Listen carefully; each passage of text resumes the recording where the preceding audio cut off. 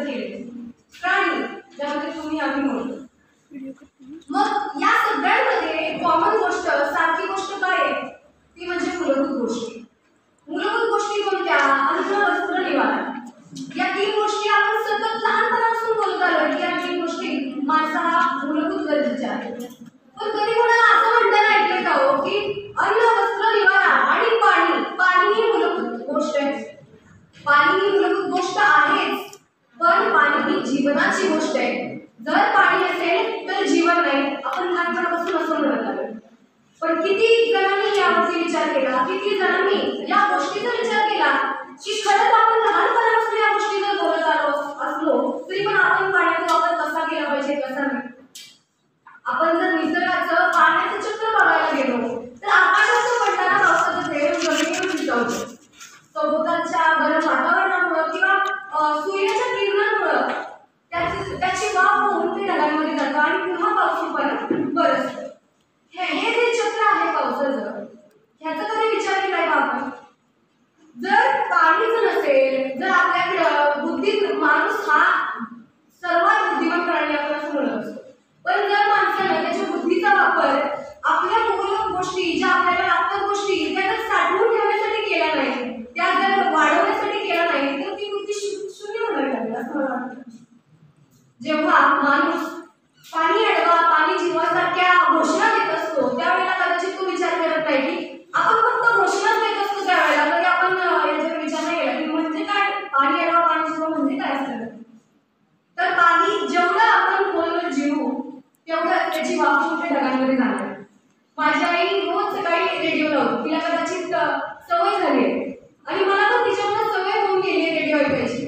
तर रोज मला एक 2 ते 3 मिनिटाची अशी एक माहितीपर जाहिरात असते ती मी ऐकते.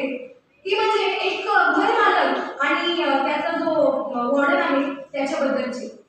तो म्हणतो की वॉचमॅन अर्धा तास झालं पाणी वाहतंय, टाकी बंद कर.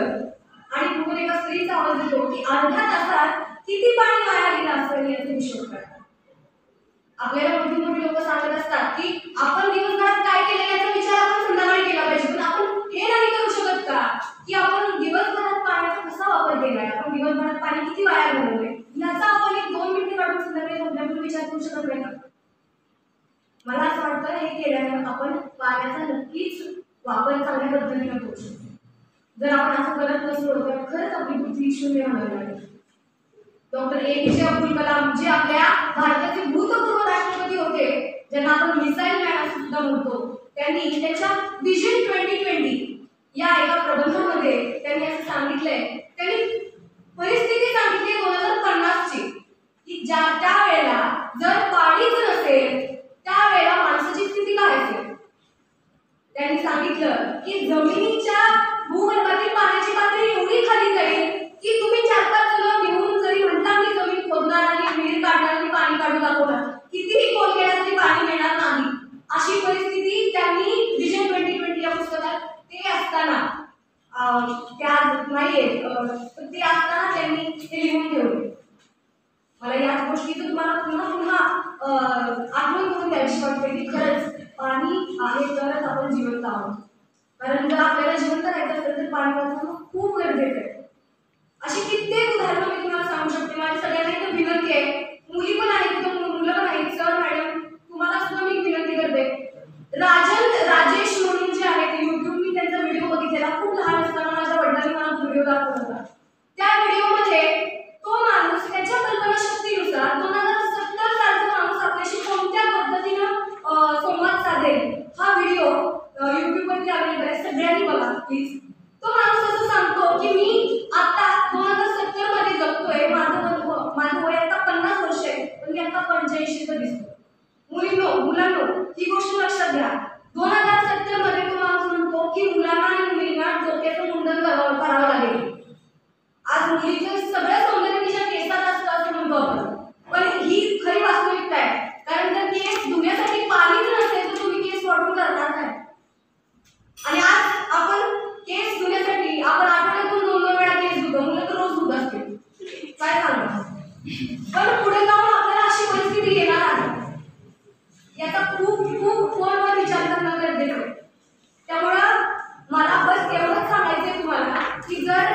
जीवन जगायचं असेल, जगत राहायचं असेल तर पाणी वाचवणं खूप गरजेचं आहे आणि या गोष्टीचा प्रसार करणं खूप गरजेचं आहे. मी जाता जाता एवढंच सांगेन की आपण असं म्हणतो की जो न देखे रवी वो देखे कवी. म्हणजे कवीला असा दृष्टिकोन असतो, अशी दृष्टी असते की जो समोरच्या मनात काय चाललंय किंवा समोरच्या कुठल्या दृष्टीने बघू शकत नाही अशा पद्धतीनं कविता करत असतो. कदाचित त्या अशा गोष्टींवरही कविता करतो की ज्या गोष्टी अस्तित्वात सुद्धा नाही. पण मला एक गोष्ट सांगायचं की आजचा कवी जर पाण्याबद्दल अशी कविता करत असेल की पानी रे पानी तेरा रूप कैसा जिसमें मिलाया उसके जैसा. पण जर आपण एक पाऊल पुढे जाऊन विचार केला की 2070 किंवा 50च्या वेळेला जर पाणीच अवेलेबल नसेल, पाणीच नसेल माणसाकडे, तेव्हाचा कवी कशा प्रकारे कविता करेल. मॅडम मी ही कविता स्वतः तयार केली आहे कारण मला खूप भावलं.